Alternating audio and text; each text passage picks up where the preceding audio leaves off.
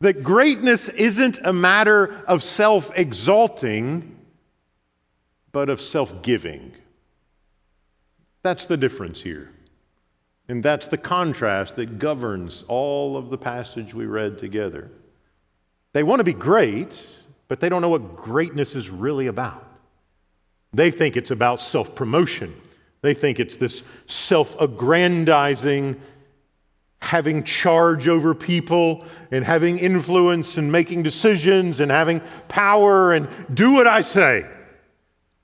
Jesus will teach them, both through his word and in his deeds, that true greatness, kingdom greatness, in the unexpected ways of the kingdom of God, requires a posture of self-giving.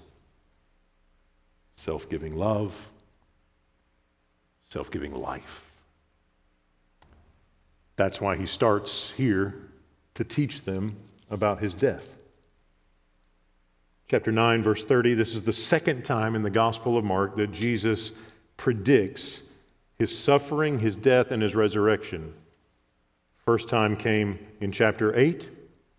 Second time comes in chapter 9. You'll find there's a third one in chapter 10. In each time, the disciples don't understand what he's talking about. They're confused. They don't get it. He tells them, the Son of Man, this is verse 31, the Son of Man is going to be delivered into the hands of men. They will kill him, and after 3 days he will rise. And he's specifically taken them away to a place where they're alone so that he can teach them these things without the crowds interrupting. He understands that real discipleship takes small groups to connect with in deep ways for formation, for relating to Jesus, for prayer, for building one another up, sometimes for correcting one another in love for Jesus' sake. But that's what's happening here.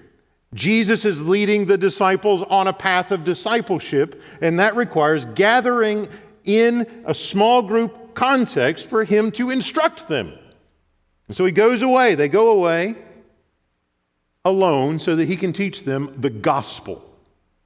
The Son of Man is going to be handed over into the hands of men. They will kill him, and after 3 days he will rise.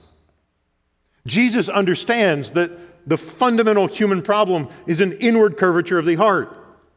I want things my way.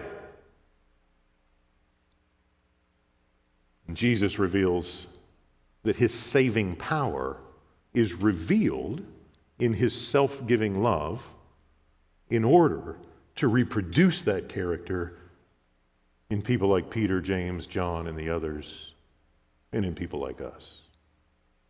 So you get this beautiful gospel of the one who's infinite in power and glory and majesty, who speaks and makes things out of nothing, who creates all that is, the one for whom all things are made, the one to whom all glory is due. That one, the Son of Man, humbles himself, takes a self-sacrificial posture. He doesn't show up with a self-aggrandizing egoism. He shows up to suffer. He shows up to die. And he did it to heal rebels, wayward people, in ways that we don't even know we need healing. His posture of humility, of self-giving love, reveals the gospel that is the power of God for our salvation.